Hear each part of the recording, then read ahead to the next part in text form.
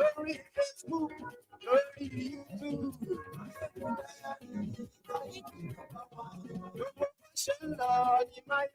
Good morning to you. Good afternoon to you. And good evening to you from wherever you are joining us today. It is brunch time with Mayegun. Live. Thank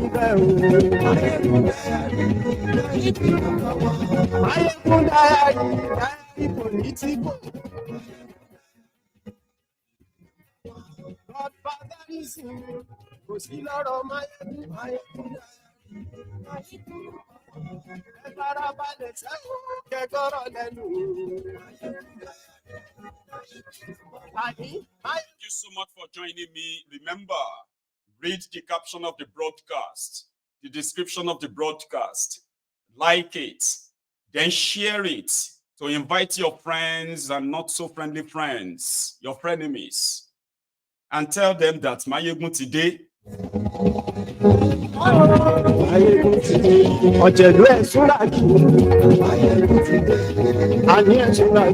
Storm in the teacup of the conspirators that brought about the calamities that is facing Nigerians today.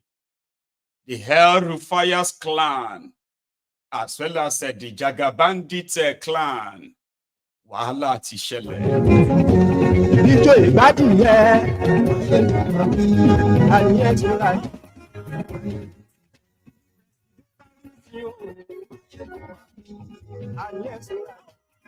We were pressured to sign the Samoa EU deal agreement. That is the latest defense from Tinubu's camp, having offended the core Sharia North, who publicly says LGBTQ is the reason why Nigeria should not be part of it. But there were senators who pushed it.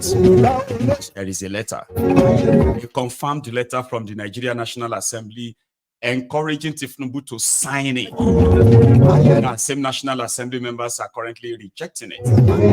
So the government says, well, we did sign it because they told us to.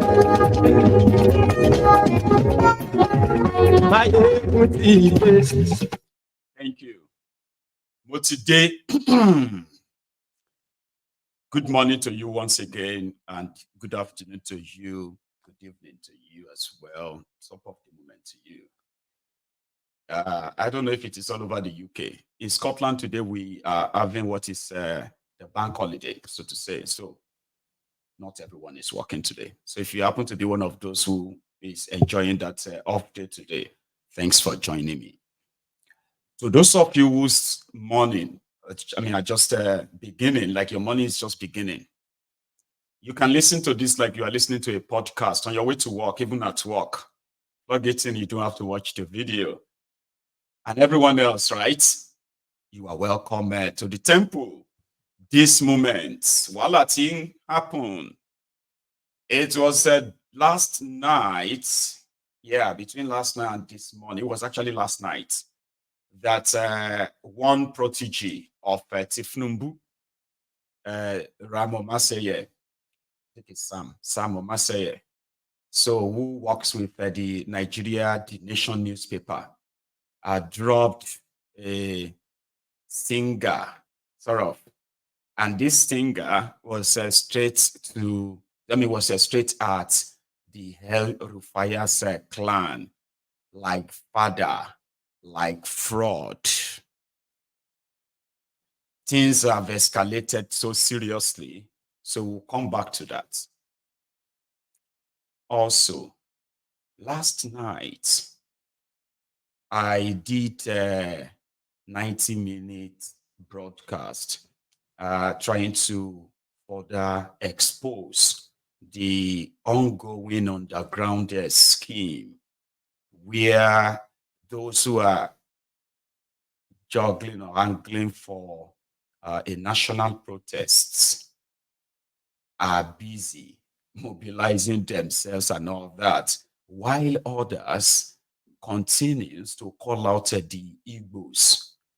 the Igbos who have made their position known online, many of them said, it is not out of a cowardice, so don't participate in their protest because they will eventually blame you for it. Others are saying if they are not protesting against what they brought upon Nigeria and you don't see them actually doing it, don't join them. All of these are coming from the past experiences. It is not to kind of pity the Igbos. I have said this many times on this platform. Igbos do not need anybody's pity. In fact, to them, it is their own fight that they are ready to die for.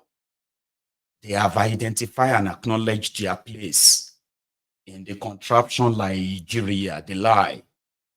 But there are others who sort of feel like maybe this contraption can be saved or not, you know? But we also see those who are pushing the tribal angle of it. And I said, you do not need any ego before you can go out there and face the criminals destroying your lives. And they are not the excuse why you won't do it, because we know the motive behind specifically calling out the Igbos. So somebody came here, I don't know if they are watching now, I've yanked them off this platform, so well, they can still watch, right? And they came on and they were like, why was I pandering towards the Igbos, as if to say Nigeria is indeed marginalizing them? What is your problem? Every day, Igbo, this. I was like, it's like somebody's, what do you call it? Somebody's inner nerve. I am actually touching some nerves right here. You know, we talk about how we have so many people who are like the bigots, closet bigots. They will tell you, once you see anybody that starts a statement with, see, Mayegun, me, I'm not a bigot. I'm not a tribal bigot. But I just want to say something. You see, I just want to advise our Igbo brothers. They need to mend their ways. They need to learn how to be this or that. You see me, I love our Igbo brothers. You are a closet bigot. You are just trying to manage it, suppress it. And I said, Igbos don't need your advice. Okay? Most of you should take your own advice and leave them out of it, or making them their targets. And I didn't kind of pull that from the thing here. People are already hosting spaces. There are already social media campaign that they are already making it look like now the Igbo people, they asked for protest in Nigeria. And we know why. We know those who are pushing this narrative, right? It's not because they care about any tribe or anybody. It is because politically it is advantageous. And I said it here many times. I said, from nowhere, they will blame the Igbos. A lot of people said they were not really paying, they are like not consciously paying attention, until they started seeing that, man. So there were actually narratives that some of you somehow agree with. And you are doing so innocently, not knowing that you are being psychologically recruited into their tribal, ethnic, and religious war for political gain. And that's how we point it out here. Now, you are hearing about Igbos. Please join. Igbo, come and join. And I pointed out that there are actually people who drive that narrative. These are not just gossip. These are not just beer apologists. There are actually established institutions that were saddled with this responsibility. I'll give you an example that just happened. This one just happened yesterday. Okay? And this was even before my broadcast. Somebody who happened to be a member of a terrorist group called Igbos. as well as, the Izala movement is a terrorist group in Nigeria. But guess what? Their members and their loyal members, they are members of the Nigerian Air Force, Nigerian Armed Forces, Nigeria Police, Nigeria Political Class, National Assembly, state government houses all over the place. These are their members. There is a story on them of, we call it the conflicts for jihad, using terrorism, act of terrorism and violence for political advantage, for political power. But they are their leaders. You know what I mean? They are the leaders that, and these are the vessels that the criminal political class work with to push a narrative. Because it is not starting now, it's always been there. The narrative of hatred, the narrative of violence against any certain or targeted tribe or ethnic nationality in Nigeria. Arewa said that they are hungry, they are starving. Tinubu has abandoned them and they are going to protest. And a supposed Jewish cleric, a terrorist, they will call them respective Sheikh, respective Islamic Sheikh. He faced this audience and he told them, I am warning you, nobody must participate in this Unyamiris protest. It is the Unyamiris that are organizing protest against Ifnumbu. No Muslim, nobody in the north must participate. That is what Jingiri is saying. Waiting concern Igbos. What is theirs in this? Here is a cleric from northern Nigeria telling his listeners not to participate in Igbo protests because the protest you are hearing about is being organized by Igbos. And it is not true. There are many of them who said things, but we got this one on camera. Kai, bakano ina kai ina zanga-zanga. Ka taimaki Inyamuri zanga-zanga. Nan Filato ina kai ina taya Inyamuri zanga-zanga. Nan Sokoto ina kai ina taya Inyamuri zanga-zanga. Dan Adamawa ina kai ina taya Inyamuri zanga-zanga. Zanga-zanga wallahi tayar da zanga-zanga tayar da fitina ne. Kai yana ce, to a ba mu hujja. Wai ba su hujjar da ta ce ba zanga-zanga. To annabi Muhammadu sallallahu alaihi wasallama ya faɗa hadisinsa ya ce alfitnatu na'imatun, fitina tana bacci.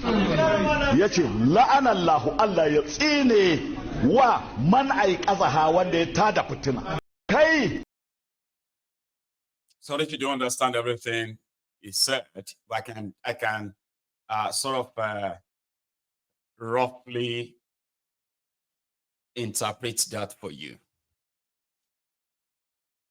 He is telling them there that Prophet Muhammad sallallahu alaihi wasallam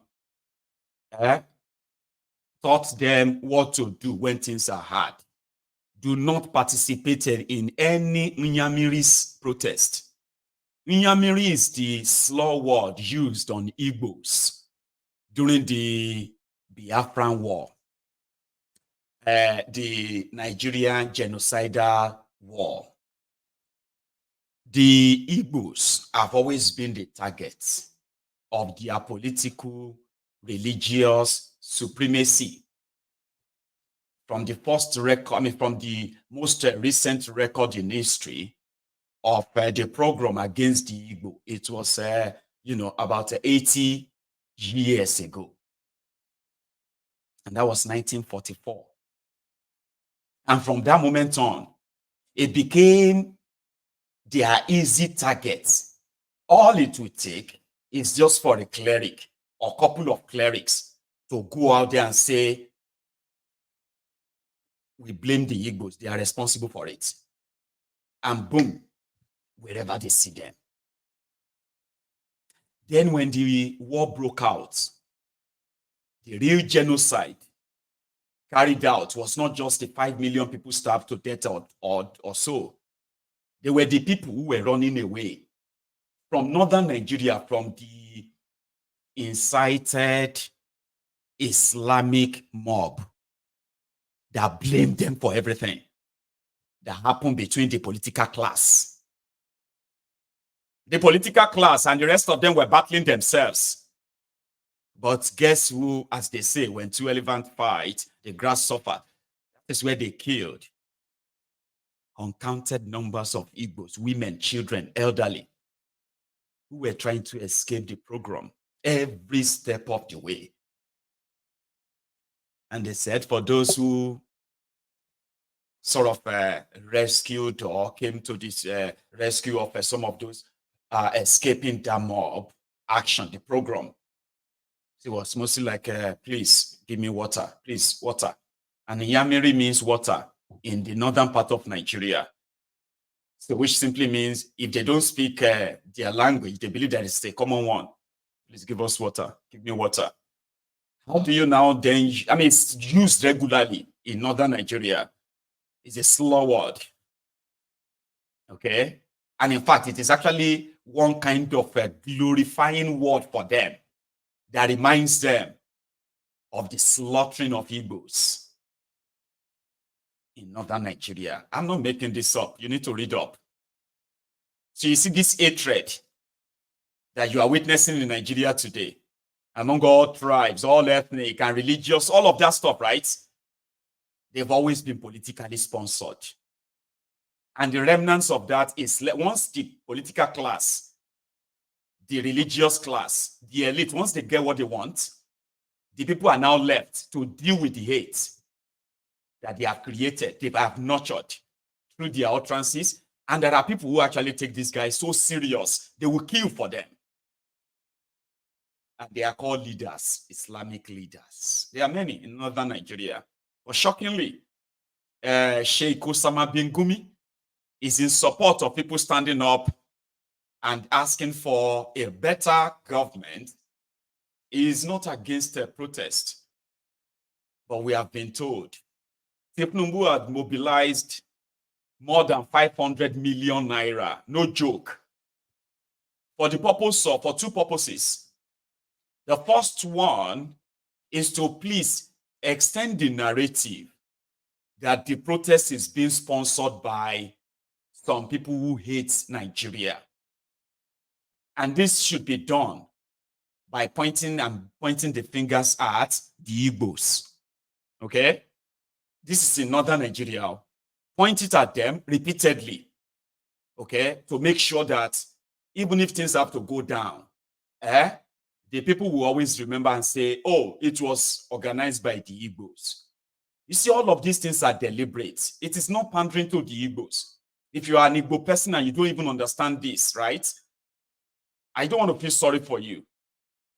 But you kind of be, you are one of those who call those who are like selective, self-destructive. You are pretending that maybe it's not what Mayegun is saying. Or maybe it's not that bad. Or maybe Mayegun just wants you to be angry. No, I don't want you to be. I want you to understand the world you are living in. Same goes to every one of us, including myself. This is the world we live in. These old divisions, this old hatred, this old rhetorics you have seen, they are not coming from the place that anybody can really explain what is the source. The effort to continue to make you inherit the hatred and pass it on in the name of we are trying to preserve our identity. You have no identity in that contraption. You don't. The contraption doesn't want you to have identity. You are a Nigerian, that's it. But when it is politically convenient and when they want to kind of spill blood, they will begin to now tell you, you are Yoruba, you are Igbo, you are Hausa. Remember the history. You know they hate you. Remember what we did to them in 1944. We can do it again if they mess up. You were not there in 1944. You were not there in 1967. But you have inherited the hatred so much because people like that continue to remind you why you have to stay hateful.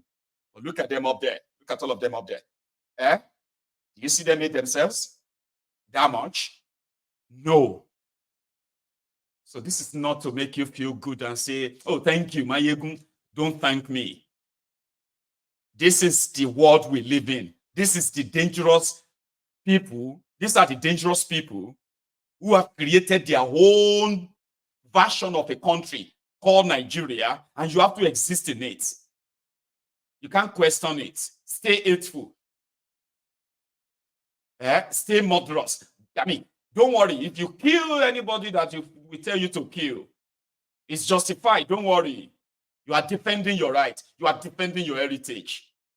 When you are not, here is another version that you will tell you how much this hatred just towards people calling protest, waiting concern the Igbo there. So if you are hearing Igbo this, Igbo that in their conversation, it is deliberate. That's the point I'm trying to make. It is deliberate. And my effort is to see that as many as possible see my video and stop helping to engage this kind of rhetorics or reacting to them as they want you to. They want you to be hateful. Yeah. The country is not working. It's upside down. Inflation today has jumped up again. I told you, whatever you are going through in Nigeria right now, it is just like the preamble. You haven't even started. They haven't started. So are you going to stay and endure that? Or are you going to stand up and face them? Without you shouting, why are the Igbos not saying they are not going to join us? Because the intention is to continue to mention the Igbos, derail it, and keep your hatred alive. Should you keep your hatred alive under these current circumstances? But people like this who want you to. Listen to this. How things, you see the same way Nnamdi Kanu was controlling the NSAS. That's how he will now be controlling it from wherever he is. They will tell him, and at that point, it will be too late. That is how the fascist mindset thinks. You would remember that immediately after the January coup, the senators met together at Deep Charina's house. Deep Charina was the most senior MP from the North, NPC. And they said that they were going to make him prime minister, new prime minister, acting prime minister. And so they wanted to go and meet the other, their coalition partners, the NCNC coalition partners. And they were all assembled at Mbadiwe's house. Ozumba, all of them are in Nikoyi, in that area. And Zeke called from abroad, where he was hiding, and he told them that they should not let Deep Charina hold that, get that post. That what for Rizu should not approve Deep Charina to become prime minister. That because they have something else they were doing. And then he now started to reach out to Iransi, and then he started to socially engineer the so-called revolution that they said was supposed to bring Awolowo to power. And before you knew it, Iransi has become president. And before you knew it, he has started unification decree, consolidation of Nigeria, so that the master race will now be the new recolonizers. This is food for thought. Don't join them in any protest. I use the mic. All right. Nuisance, Lily. Do you see narratives like that? I can't hear things like that and just ignore and say, oh, don't ignore them. Ignore them. When things are now being taken to the real world, people are being killed in real world. Businesses are being destroyed in real world because of narratives like that. Did you see that perfect lie that he just dropped there? That's history. Don't participate in any protest. I just played to you the northern version, Abi. Now, I'm still going back to that story of 500 million naira. Don't worry, I'll tell you about that too. I just told you the version of London, Nigeria, Abi. The Ronukus of the Ronu Nazis, the Ronukus of the West, Yoruba land, right? Their own as well about this protest is that it is the Nnamdi Azikiwe in his grave that will be controlling it. And if Nnamdi Azikiwe is not going to control it from his grave, if it be Nnamdi Kanu, wherever he is, that is the obsession. Now, he said, let me tell you a story. During the coup, they told Nnamdi Azikiwe to travel abroad. we have read the history of why we struck here, right? But people like him and the Akintola descendants, the children of perdition, Omo Alile Yorubas, right? Who have always, for everything they stand for, is always against Yoruba land. Everything. There were those who sold Awolowo. There were those who frustrated Awolowo's political advancement. There were those who orchestrated the death of Awolowo.